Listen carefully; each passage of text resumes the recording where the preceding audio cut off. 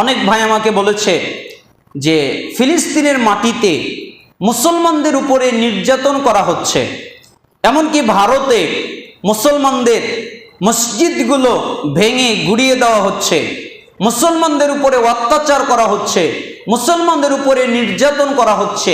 জি, আমরা এই বিষয়ে যদি কোরআন এবং হাদিসের কাছে পরামর্শ চাই তাহলে আমরা দেখব 5379 নম্বরে একটা হাদিস এসেছে মিশকাতুল মাসাবিহে।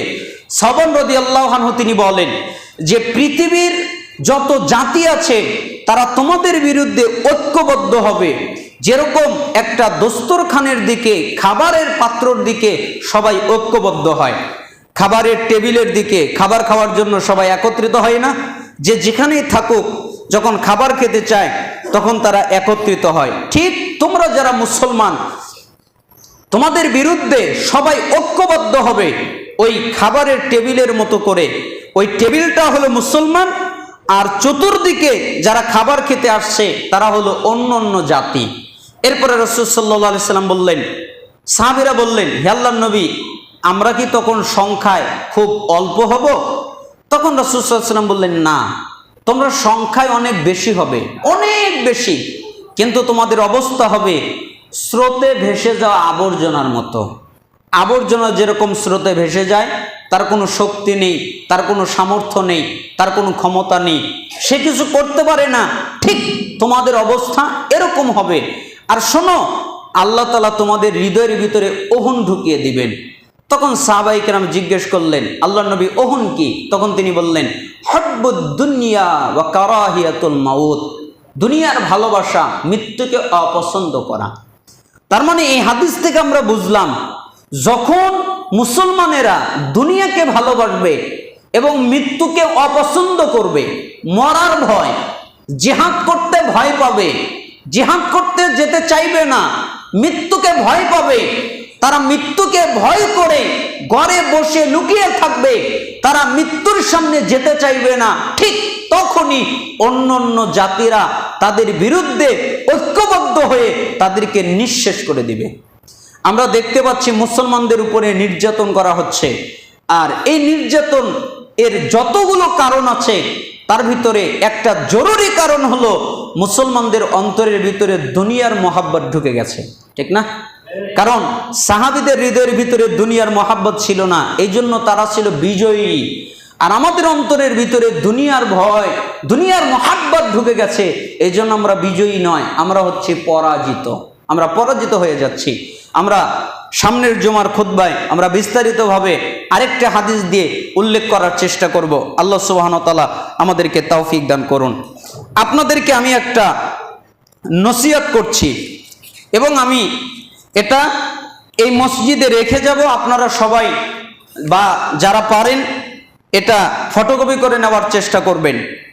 আপনাদেরকে একটা পাপ থেকে আমি সতর্ক করছি, সেই পাপটা হলো কোনো অবস্থায়, যে কোনো অবস্থায়,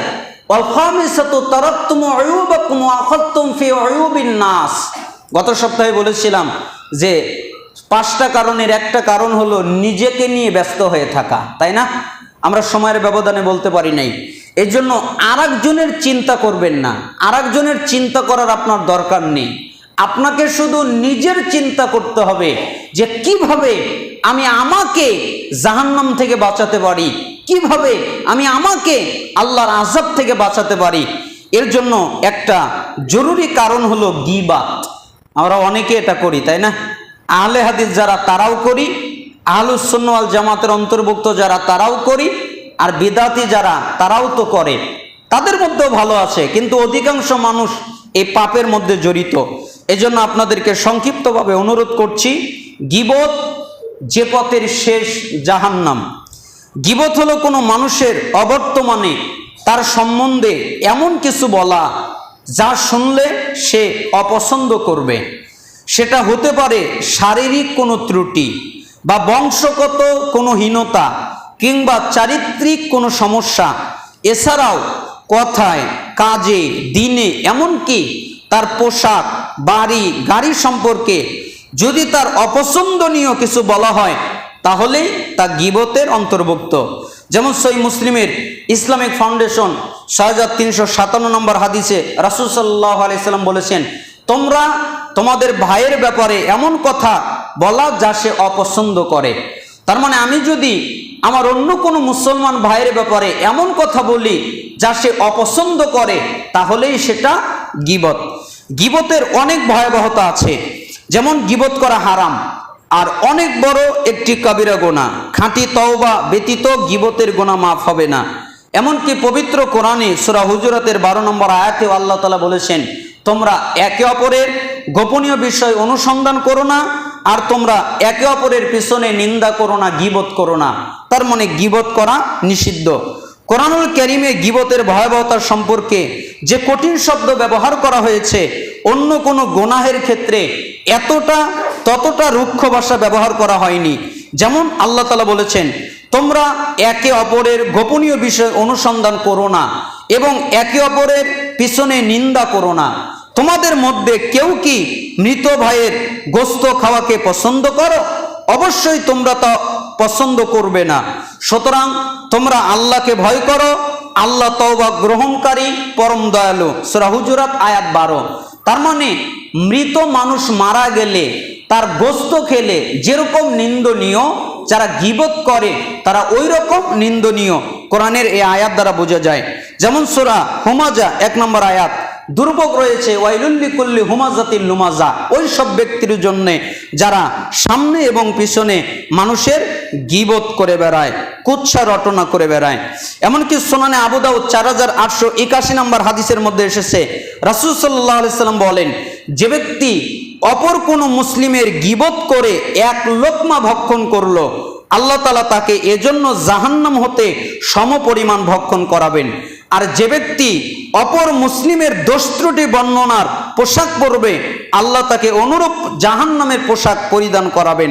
আর যে ব্যক্তি অপর ব্যক্তির কুৎসা রটিয়ে খ্যাতি বা প্রদর্শনীয় স্তরে পৌঁছবে, আল্লাহ তাআলা কিয়ামতের দিন তাকে ওই খ্যাতি, ওই প্রদর্শনীর জায়গাতেই জাহান্নামে স্থান করে দেবেন। যেমন হাদিসে আরো এসেছে, যখন আল্লাহ তাআলা আমাকে উপরে নিয়ে গেলেন, তখন আমি দেখতে পারলাম এমন কিছু লোক যাদের নখ হলো তামার তৈরি, তারা তাদের নখ দিয়ে তাদের মুখটাকে ক্ষতবিক্ষত করছে, বুকটাকে ক্ষতবিক্ষত করছে। তাই আমি জিবরাইলকে জিজ্ঞেস করলাম, মান হাউলা ইয়া জিবরিল, হে জিবরাইল এরা কারা?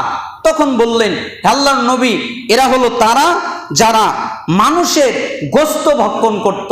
তার মানে মানুষের গীবত করে বেড়াতো এবং মানুষের পিছনে লেগে থাকতো, তাদেরকে শাস্তি দেওয়া হবে। আবু দাউদ 4878 নম্বর হাদিস। এমনকি রাসূল সাল্লাল্লাহু আলাইহি সাল্লাম বলেছেন, তোমরা কি জানো প্রকৃত গরিবকে? তখন সাহাবায়ে কেরাম বললেন, আমরা তো মনে করি আমাদের মধ্যে যার টাকা নেই, পয়সা নেই, ধন দৌলত নেই, সেই হলো গরিব। তখন রাসূল সাল্লাল্লাহু আলাইহি সাল্লাম বললেন, না, তোমাদের মধ্যে সবচেয়ে ওই ব্যক্তি গরিব যে ব্যক্তি দুনিয়া থেকে সালাত, সিয়াম, যাকাত আর অনেক ইবাদত নিয়ে সে কবরে চলে গেছে, কিন্তু সে অন্যায়ভাবে কারো সম্পদ খেয়েছে, অন্যায়ভাবে কাউকে অপবাদ দিয়েছে, অন্যায়ভাবে কাউকে গালি দিয়েছে। গালি দেওয়ার অভিযোগ নিয়ে উপস্থিত হবে, তখন তার নেকি হতে পরিশোধ করা হবে। তার নেকি শেষ হয়ে গেলে তাদের পাপ নিয়ে তার উপর চাপিয়ে দেওয়া হবে আর তাকে জাহান্নামে নিক্ষেপ করা হবে। তার মানে আমি যার ক্ষতি করেছি, আমার নেকি তাকে দিয়ে আল্লাহ পুষিয়ে দিবেন। যদি নেকি শর্ট পড়ে যায়, তাহলে আল্লাহ তার থেকে পাপ নেবেন এবং ওই পাপটা আমার ঘাড়ে দিয়ে আমাকে আল্লাহ তাআলা জাহান্নামে ঢোকাবেন, তাকে মুক্তি দিয়ে দিবেন। এরকম হবে। অতএব আমাদের উচিত হচ্ছে মানুষের গীবত না করা। গীবত থেকে বাঁচার জন্য 6টা নসিহাত। 1 নম্বর হলো, গীবত আল্লাহকে অসন্তুষ্ট করে আর নেক আমল নষ্ট করে। এই ভাবনা মানুষকে গীবত থেকে বাঁচাতে পারে। 2 নম্বর, সব সময় নিজের দোষ ত্রুটি এবং অপূর্ণতার দিকে সজাগ দৃষ্টি রাখা, যে আমার কি হবে, তাহলে গীবত থেকে সে বাঁচতে পারবে। 3 নম্বর, নিজের মধ্যে নেই এমন দোষ অন্য কারো মধ্যে দেখলে আল্লাহ নিয়ামতের শুকরিয়া আদায় করা, আলহামদুলিল্লাহ এই দোষটা আমার মধ্যে নাই, তার মধ্যে আছে, তার বদনাম করা নয়, নিজেকে সংশোধন করা।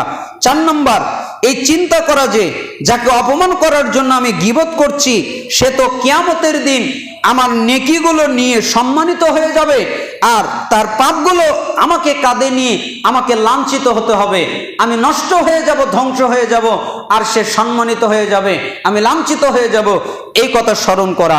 5 নম্বর, গীবত করার সময় এই কল্পনা করা যে আমি তো মৃত ভাইয়ের গোশত খাচ্ছি, এই চিন্তা করা। 6 নম্বর, নিজেকে হাসরের ময়দানে হিসাবের মুখোমুখি মনে করা। হায় হায় হায়, আমি হাসরের ময়দানে দাঁড়িয়ে আছি, আমি কিভাবে হিসাব দিব, আমি কিভাবে আরেকজনের গীবত করতে পারি। এই চিন্তাগুলো করলে গীবত থেকে বাঁচা সহজ হবে। গীবতের ক্ষতিপূরণ কি? যারা গীবত করে ফেলেছি আমাদের জন্য কি ক্ষতিপূরণ হতে পারে? গীবতের একমাত্র ক্ষতিপূরণ হলো বিশুদ্ধ আন্তরিক তওবা করা। গীবত থেকে তওবা করার জন্য 4টা শর্ত আছে। 1 নম্বর হলো গীবত সম্পূর্ণরূপে পরিহার করা, আর গীবত করা যাবে না।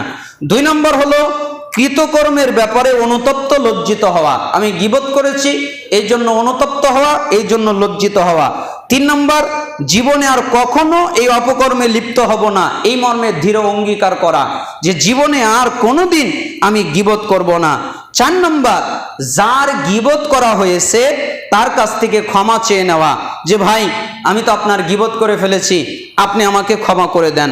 যদি তাকে পাওয়া না যায় কিংবা এই ব্যাপারে তাকে জানালে ক্ষতি হওয়ার আশঙ্কা থাকে, অথবা অন্য কোনো কারণে মাপ চাওয়া সম্ভব না হয়, যে আমি যদি এর কাছে মাপ চাই তাহলে সে আমাকে আঘাত করবে বা সে আমাকে মারধর করবে, অথবা সে দুনিয়ায় বেঁচে নাই, অথবা তাকে পাওয়া যাচ্ছে না, এরকম যদি কোনো অবস্থা হয় তাহলে কায়ম মনোবাক্যে আল্লাহর দরবারে ক্ষমা প্রার্থনা করা, তার জন্য বেশি বেশি করে ইস্তেগফার করে দেওয়া এবং তার জন্য দান সাদাকা করে দেওয়া, যাতে আল্লাহ সুবহানাহু ওয়া তাআলা কিয়ামতের ময়দানে ওটা দিয়ে পুষিয়ে দেয়। হে আল্লাহ, আমাদের জবানের অনিষ্টতা থেকে আপনি আমাদেরকে হেফাজত করুন।